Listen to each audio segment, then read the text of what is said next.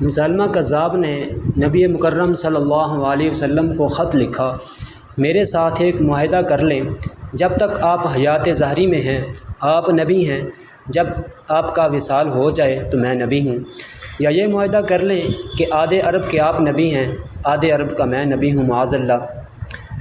اس کے خط پر نبی مکرم صلی اللہ علیہ وسلم نے جواب میں لکھا، میں تو اللہ کا رسول ہوں جب کہ تو کذاب ہے، جھوٹا ہے۔ جب نبی پاک صلی اللہ علیہ وسلم نے خط میں کذاب لکھا تو فرمانے لگے، کون لے کے جائے گا یہ خط اس کذاب کے دربار میں؟ اب اس کے دربار میں جانا ہے، حالات بڑے خطرناک ہیں، اس کے آگے بھی بندے اور پیچھے بھی بندے ہیں، جان کا خطرہ بھی ہے۔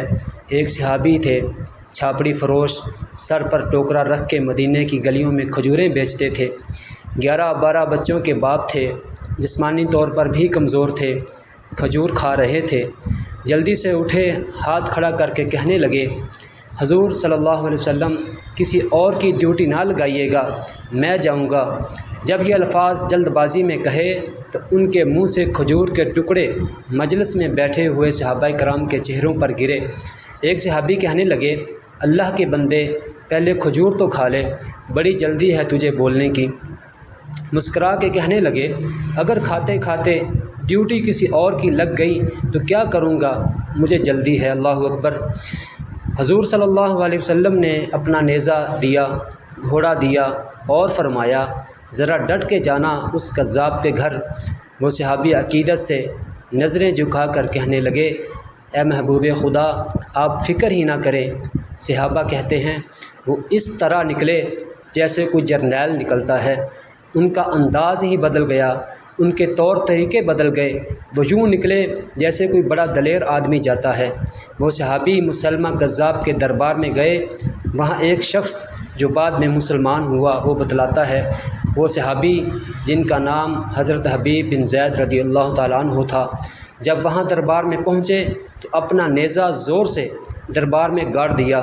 مسلمہ ٹھٹک کے کہتا ہے، کون ہو؟ آپ غراتے ہوئے فرمانے لگے، تجھے چہرہ دیکھ کے پتہ نہیں چلا کہ میں رسول اللہ صلی اللہ علیہ وسلم کا نوکر ہوں؟ ہمارے تو چہرے بتاتے ہیں کہ ہم نبی صلی اللہ علیہ وسلم والے ہیں، تجھے پتہ نہیں چلا کہ میں کون ہوں؟ مسلمہ کہنے لگا، کیسے آئے ہو؟ بے نیازی سے فرمایا، یہ تیرے خط کا جواب لے کے آیا ہوں۔ بادشاہوں کا طریقہ یہ تھا کہ وہ خط خود نہیں پڑھتے تھے، ساتھ ایک بندہ کھڑا ہوتا تھا، وہ خط پڑھتا تھا۔ تو مسلمہ نے خط اس کو دیا کہ پڑھو۔ جب اس نے خط پڑھا اس میں یہ بھی لکھا تھا، تو کذاب ہے۔ یہ جملہ وہاں موجود سب نے سن لیا، اکیلے میں ہوتا تو بات اور تھی، وہ آگ بگولا ہو گیا، آنکھیں سرخ ہو گئیں۔ سامنے حضرت حبیب بن زید رضی اللہ تعالیٰ عنہ تنے کھڑے تھے، غصے سے تلوار لے کے اٹھا اور کہنے لگا، تیرے نبی نے مجھے کذاب کہا ہے، تیرا کیا خیال ہے؟ حبیب بن زید مسکرا کے فرمانے لگے، خیال والی بات ہی کوئی نہیں، جسے میرا نبی کذاب کہے وہ ہوتا ہی کذاب ہے، تو 7 سمندروں کا پانی بھی بہا دے تو بھی تیرا جھوٹ نہیں دھل سکتا۔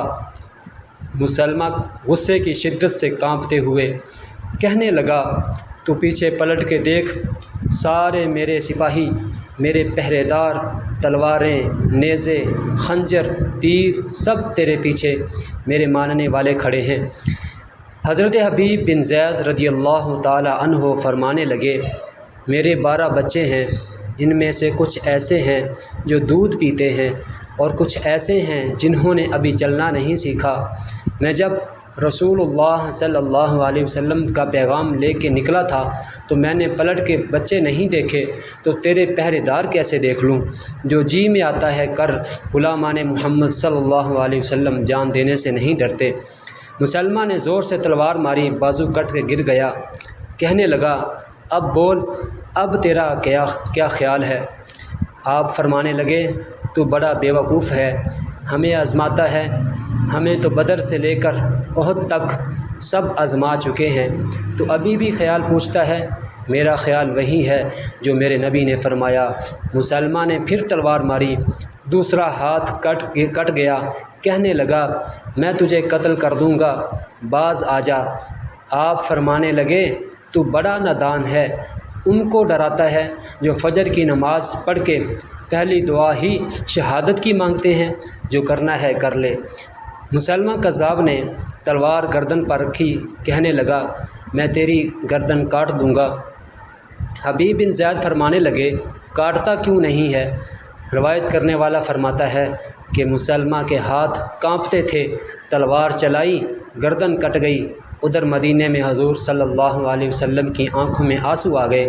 صحابہ کرام رضی اللہ تعالیٰ عنہ نے پوچھا یا رسول اللہ صلی اللہ علیہ وسلم کیا ہوا؟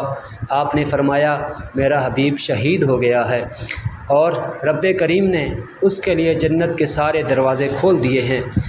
تو کی محمد سے اقبال فرماتے ہیں کی محمد سے وفا تو نے تو ہم تیرے ہیں، یہ جہاں چیز ہے کیا لوح و قلم تیرے ہیں۔